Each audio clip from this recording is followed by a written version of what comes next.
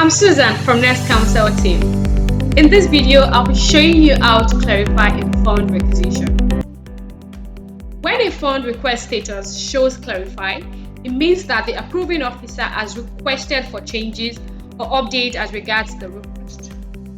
To clarify a fund requisition, from your Next Council page, click on Personnel, then Dashboard. Here you will have your HR page. Proceed to click on Account Request, then Fund Requisition. This will show you the list of fund requisition that has been done by you and their status. Click on the plus sign, then checkbox for the requisition you want to make clarification for in order to see the information. Below you will have a comment stating what needs to be done. Proceed to make the necessary changes. Once completed, click on Update Request, and your requisition will be sent back for approval.